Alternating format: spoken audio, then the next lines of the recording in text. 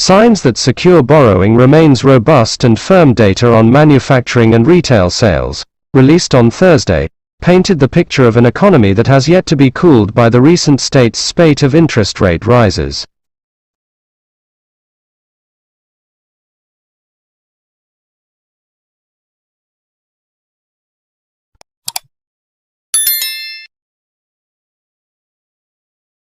Dave Hackenberg, a beekeeper since 1962, can usually tell what killed his bees just by looking at them. If they're lying on the ground in front of a hive, it's probably pesticides, he says. If the bees are deformed and wingless, it's probably vampire mites. But last fall, Hackenberg saw something he had never seen before. Thousands of his bee colonies simply disappeared. He was in Florida at the time, pulling the lids off some of his commercial hives. To his horror, they were all empty.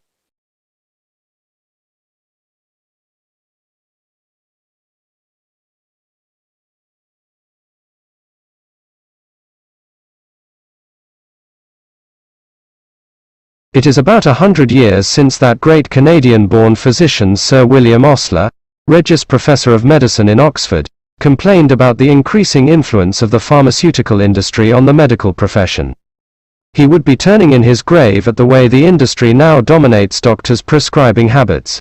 It does this not only by direct and indirect pressure on the doctors themselves, but also by encouraging the public to ask for scripts.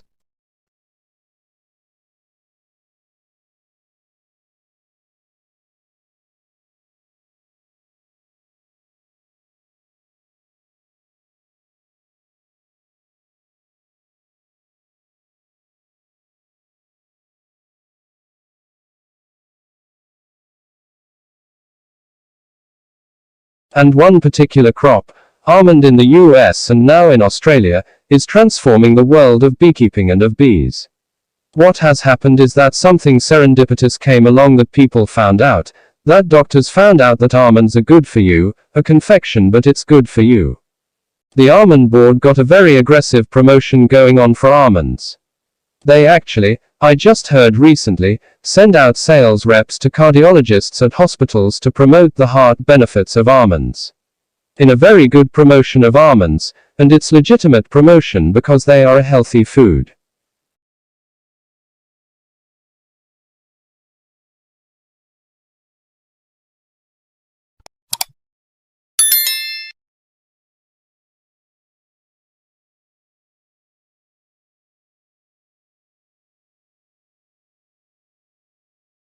Well, I'm absolutely delighted first of all to have been appointed to this professorship.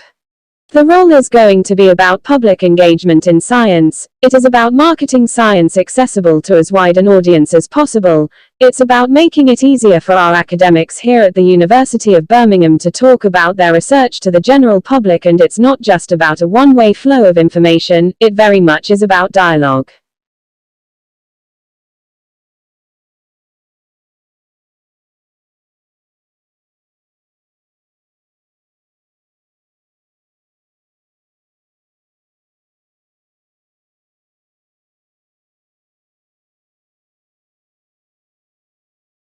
My current research at the moment is really quite broad.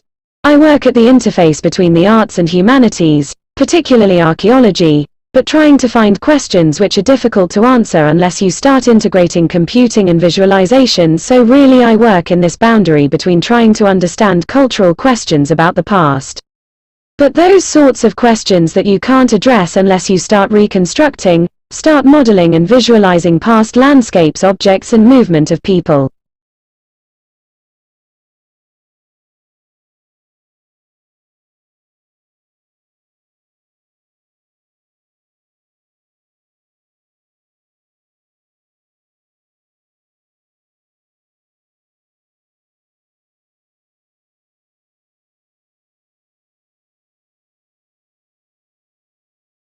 The World Health Organization says 12 years ago, India alone was responsible for almost 70% of all polio cases around the world. It calls India's success against polio one of the most significant achievements in public health. WHO officials say India's accomplishment proved the crippling disease can be eliminated in even the most challenging circumstances with a strong political commitment. The number of polio cases has decreased from an estimated 350,000 a year to 33, since the WHO launched its global eradication campaign in 1988.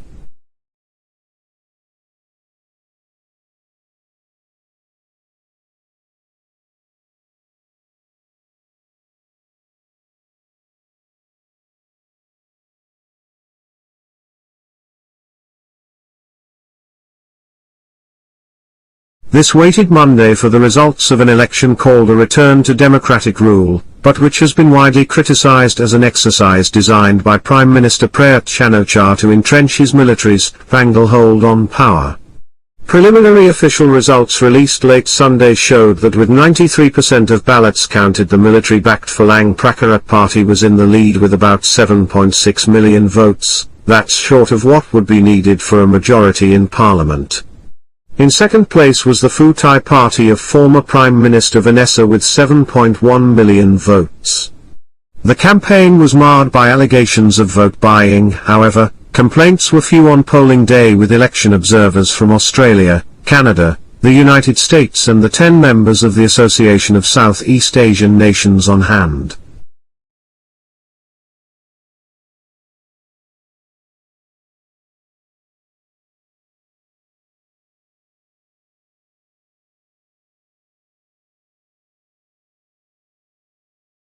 Millions of people in North Korea are short of food. Perpetually hungry children, pregnant and nursing mothers are suffering the most. The World Food Programme reports South Korea's landmark donation, the biggest in more than a decade, will help ease the nutritional crisis faced by 2 million of this particularly vulnerable group of people. Under an agreement worked out by WFP between both countries, South Korea will donate 50,000 metric tons of rice and $4.5 million in cash for food needs in North Korea.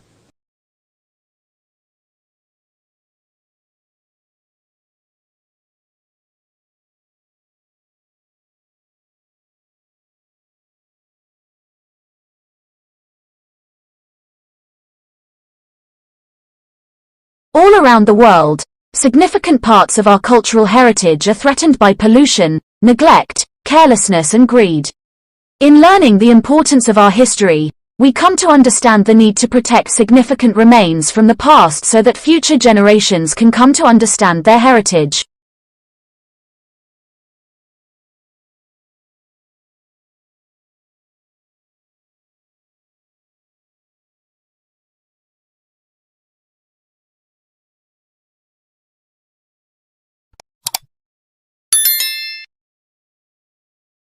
Dogs are not just man's best friend. Previous studies have shown that kids with dogs are less likely to develop asthma. Now a new study may show how, if results from mice apply to us. The work was presented at a meeting of the American Society for Microbiology.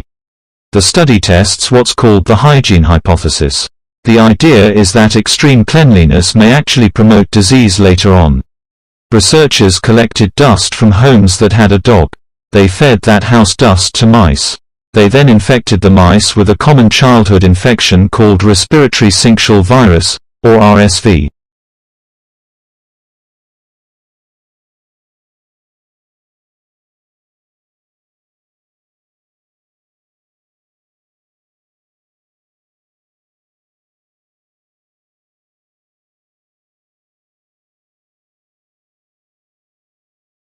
Heavy rains are expected to fall in a few weeks. 8 agencies are racing to shore up flimsy shelters and stabilize shaky terrain before the monsoon season begins. The UN Refugee Agency, UNHCR, says the work ahead is monumental, but preparations are off to a better start this year than last. 8 agencies last year had to deal with the massive influx of more than 740,000 Rohingya refugees fleeing violence and persecution in Myanmar. They arrived over a period of a few months, straining local resources and requiring vast amounts of humanitarian assistance.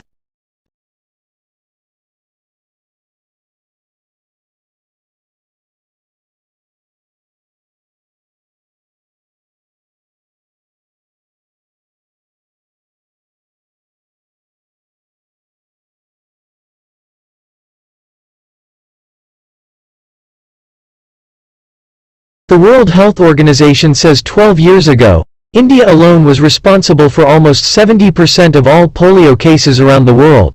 It calls India's success against polio one of the most significant achievements in public health. WHO officials say India's accomplishment proved the crippling disease can be eliminated in even the most challenging circumstances with a strong political commitment. The number of polio cases has decreased from an estimated 350,000 a year to 33, since the WHO launched its global eradication campaign in 1988.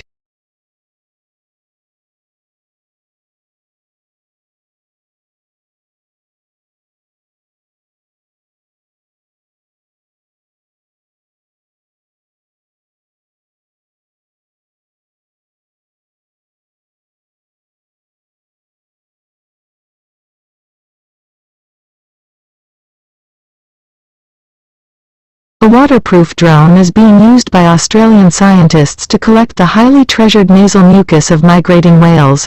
The snot is rich with fresh DNA, viruses and bacteria, and is collected by a drone that hovers over the blowholes of humpback whales as they embark on their epic annual journey along Australia's east coast. From Sydney, Phil Mercer reports, whales, like all mammals, need air, and come to the surface to breathe through a blowhole. Vanessa Parada, a marine biologist at Macquarie University, says that nasal mucus indicates the health of the whale.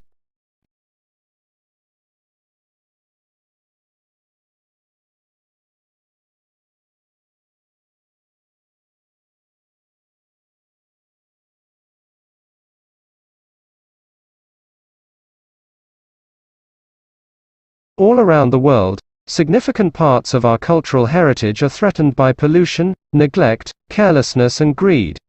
In learning the importance of our history, we come to understand the need to protect significant remains from the past so that future generations can come to understand their heritage.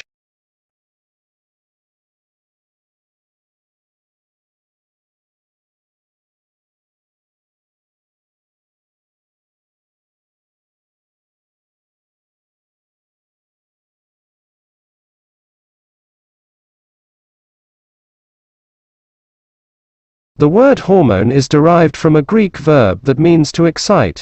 Hormones are found in all multicellular organisms and function to coordinate the parts of the organism. A hormone is a chemical signal. It is produced by one part of the body and is then transported to other parts of the body where it triggers responses in cells and tissues. The concept of chemical messengers and plants first emerged from a series of classic experiments on how plant stands respond to light. Think about this: a houseplant on the windowsill grows toward light. If you rotate the plant, it will soon reorient its growth until its leaves again face the window. The growth of a plant toward light is called phototropism. In a forest or other natural ecosystem where plants may be crowded,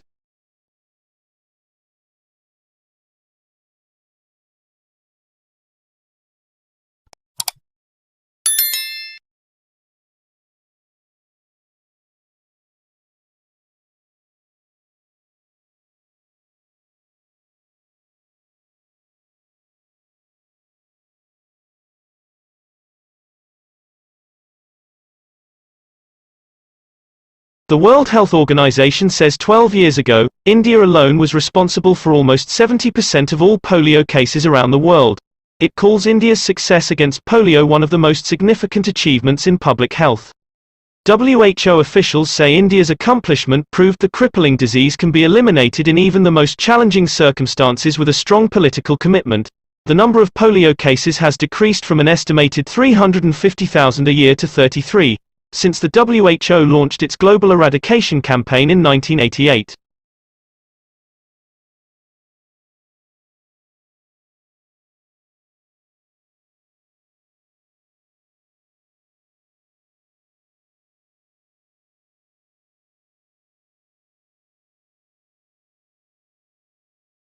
India has downplayed the impact of US plans to end New Delhi's preferential trade status that allows duty-free access to products worth $5.6 billion.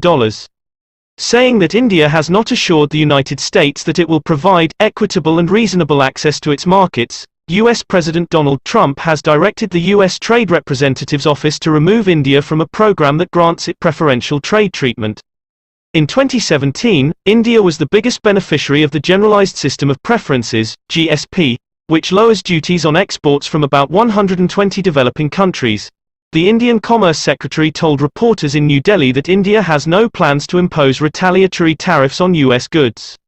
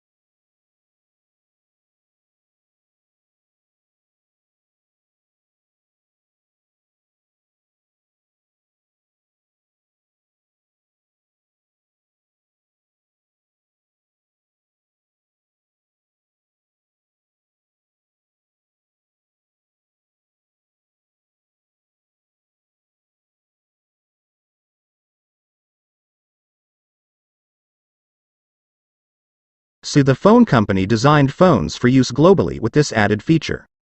Ethnographic research has also been carried out in computer companies.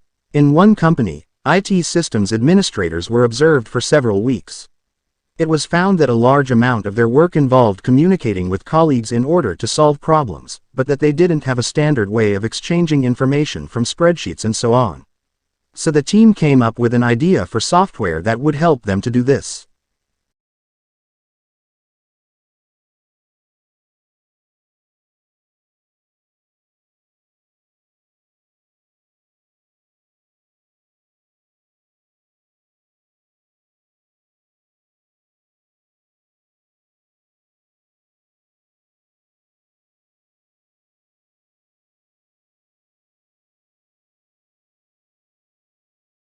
Yeah, it's really young. Yeah, it's a baby.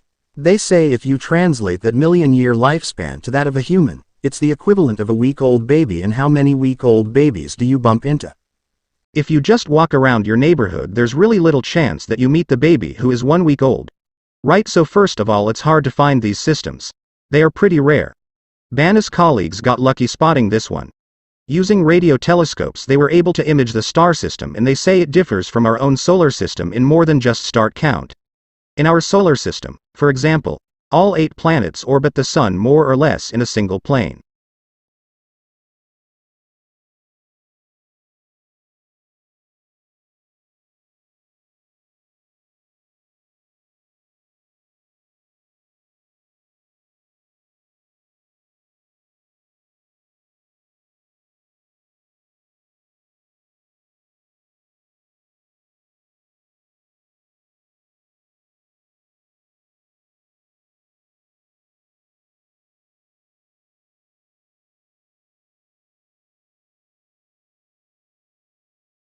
So, we obviously don't have to bother in the place fared, so we have to instead look for these kinds of stand-in indicators. One kind of stand-in is plankton that lived in the ocean and got preserved in marine sediments. Scientists use these fossils to infer past ocean temperatures, by studying changes in the chemistry of their shells and in the kinds of fats and other compounds they produced. Tierney and her team then combine these data with a climate model to give a full picture of glacial conditions. It's actually a technique used every day in weather forecasting. What's new is we're using it for the past, not the future, so we're actually hindcasting, if you will, rather than forecasting. The study is in the journal Nature.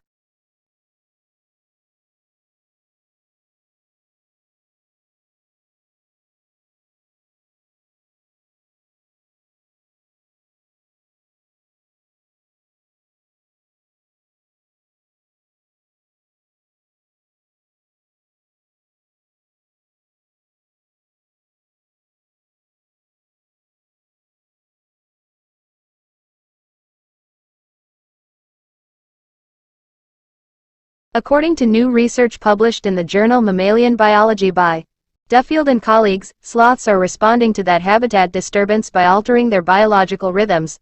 We started to see that the sloths were primarily day active, and that seemed counterintuitive from some of the literature on the species that we'd come across before. That suggested that they show cathemeral activity, which is kind of neither day nor night, just kind of across the whole board, and in a few studies, it was predominantly nocturnal behavior. So this was kind of the opposite to what we'd expected. Duffield says there are few if any studies where researchers monitored sloths over a full 24-hour period. This study did exactly that for 29 days.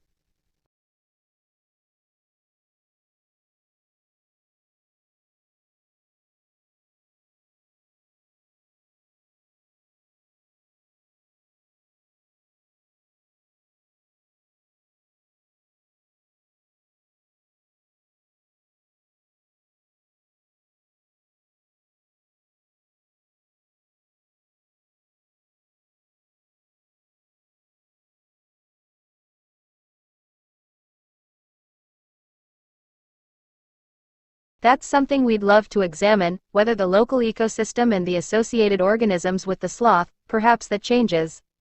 A lot of organisms can't readily change their day-to-night activity. Their survival strategy is based on one or the other, so it may well be that change or that association with daytime as opposed to nighttime, or cathemerality, does change some of the organisms that are associated with it. Duffield's most important piece of equipment for this research may be a comfortable chair.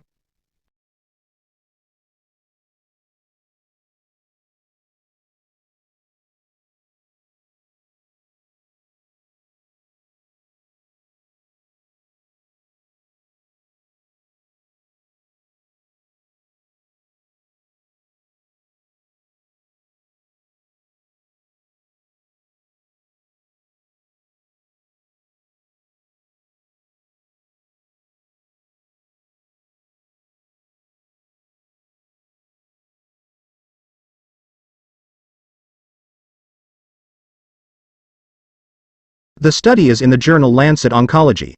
Evans says the research introduces a new way to study paleopathology in the fossil record. This discovery definitely takes dinosaurs, which we often think of as almost mythical powerful creatures, and, I think, it shows that they were real animals. And it's really unique and sobering that they got diseases similar to the ones that humans get today.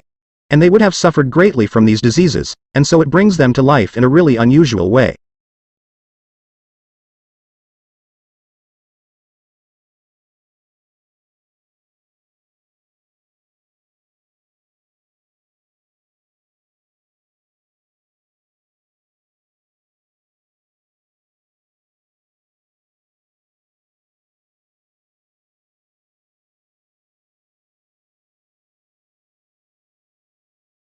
That's something we'd love to examine, whether the local ecosystem and the associated organisms with the sloth, perhaps that changes.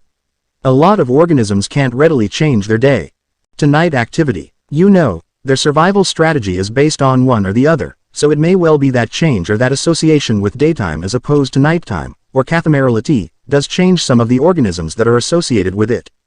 Duffield's most important piece of equipment for this research may be a comfortable chair.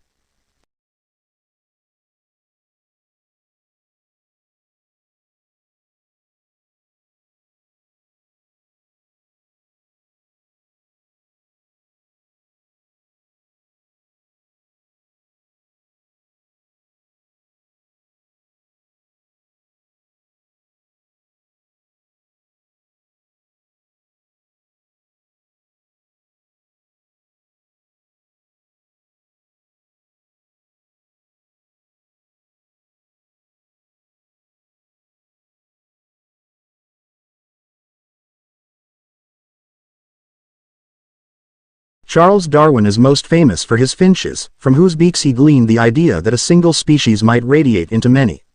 But he studied other attributes of birds, too, like the rhythmic sounds some species made during courtship by fluttering, shaking, or rattling their feathers together. Since Darwin, there's been this fact that birds produce sounds with wings and tails or flight feathers. So there's species of monarchs that do this sound, there's hummingbirds that do this sound.